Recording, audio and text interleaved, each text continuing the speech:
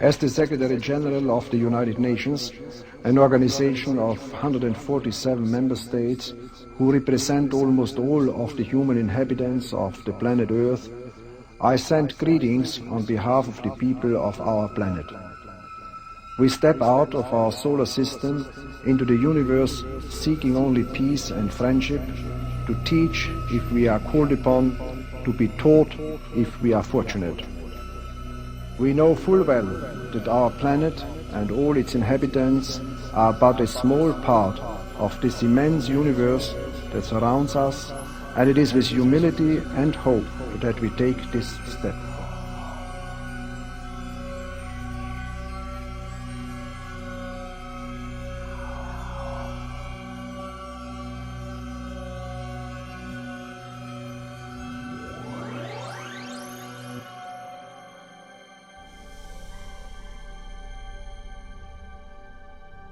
In the 1970s, NASA, with the assistance of Professor Frank Drake and Carl Sagan, designed 4 man-made interstellar probes. 2 were called Pioneers and 2 were called Voyagers. 2 of these probes are still sending data and images back to NASA to this day. They are way beyond Pluto and in deep, deep space. However, you can hardly find any information about the data being sent back to us from the official NASA website and public relations offices. These probes were partly powered by plutonium and a gravitational slingshot after photographing Jupiter, Saturn, Neptune, and Uranus. Aboard these probes, there are gold-plated plaques of copper and video discs with recordings of people's voices, music, singing, and more than 100 images of tribal people, landscapes, and the Earth's oceans. The video discs are sealed in solid gold cases and have a stylus to play themselves. Any intelligent extraterrestrial would be able to see what humans sound like, hear many dozens of different types of languages, look at our naked bodies, and be able to find planet Earth easily by using a map designed by Carl Sagan, showing the Earth's position in relation to 14 pulsar stars. These plaques and video discs are the perfect interstellar calling card, inviting any alien race to come to planet Earth. During the 1970s, the highest levels of NASA management were still being run by Nazis such as Werner von Braun, who had previously been an SS officer developing the secret space program for the Royal Bavarian Third Reich.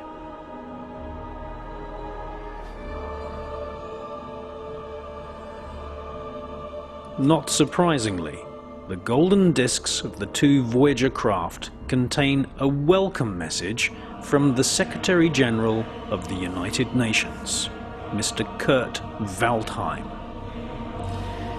Before he represented all nations on planet Earth as Secretary General of the United Nations, Kurt Waldheim was the President of Austria.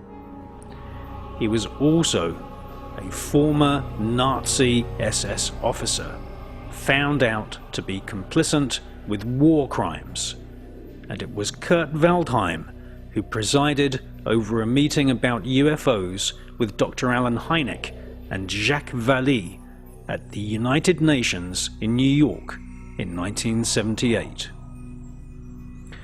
Within months of this meeting, the Star Wars weapons program was launched, which, according to former Pentagon officials, allows US Space Command to shoot down invading UFOs using intercontinental ballistic missiles launched from submarines.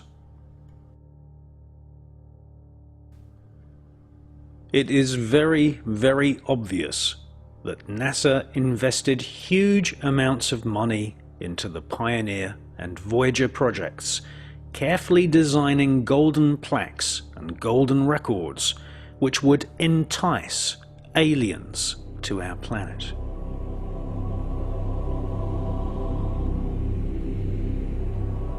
However, where is the contingency plan in case of alien invasion? Where are the NASA guidelines on how to initiate communication with these aliens if they do indeed find these disks and arrive on planet Earth? Officially, all NASA astronauts I have spoken to say that they have never been given any training whatsoever. They've never been told how to deal with an encounter with an alien. It is very, very clear from the writings of the people who attended the meeting about UFOs at the United Nations that some kind of protocol, a secret protocol to communicate with aliens, had indeed been planned secretly by officials. It was the French ufologist Jacques Vallée who first postulated a series of hand signals, sounds and colours which would be used to communicate with aliens. It was Jacques Vallée who inspired the character in the film Close Encounters of the Third Kind, played by Frenchman François Truffaut. In the film, it is a Frenchman who is organising the first meeting with aliens, and who is in charge of NASA operations at a secret facility out in the desert, far, far away from where members of the public can see the first historic meeting of humans and aliens.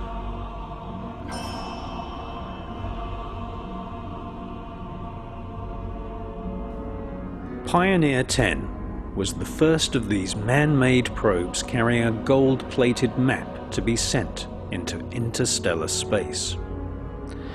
Pioneer 10 was launched by NASA on March 2nd, 1972 to study Jupiter and eventually study interstellar deep space.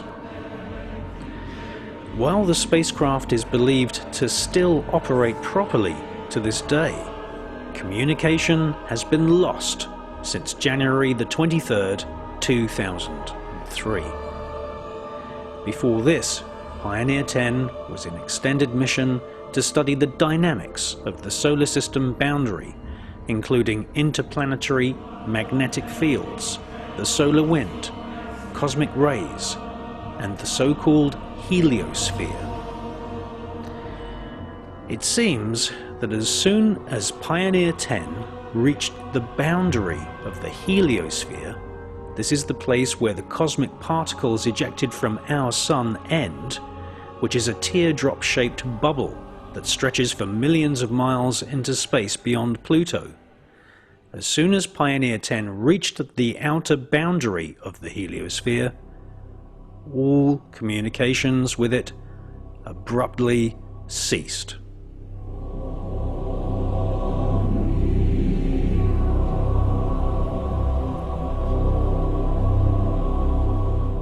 This was not the first time that one of these probes carrying a map of how to find planet Earth mysteriously ceased operating. Pioneer 11, also known as Pioneer G, as in the letter G found in the international symbol for Freemasonry, a very apt name considering that many NASA astronauts and technicians are Freemasons, was launched by NASA on April the 6th, 1973 to study Jupiter, Saturn, and is now out in interstellar deep space. While Pioneer 11 is believed to still operate properly, NASA say that communication with Pioneer 11 has been lost since November the 30th, 1995. This means that no communication has been received from Pioneer 11 for 15 years, and no communication received from Pioneer 10 for the last 7 years. Just at the point when these probes were leaving the heliosphere bubble which surrounds our Sun and solar system. Almost as if some external, possibly alien force has terminated mankind's ability to penetrate deep space beyond the natural boundary of our solar system.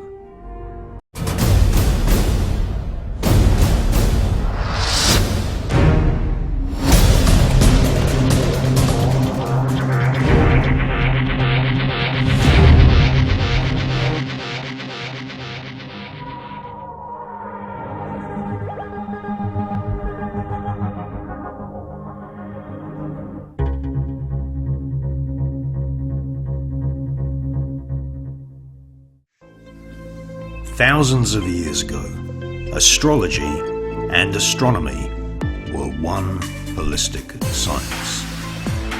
The International School of Esoteric Sciences is the only college offering university-grade lectures which bring astronomy and astrology back in harmony.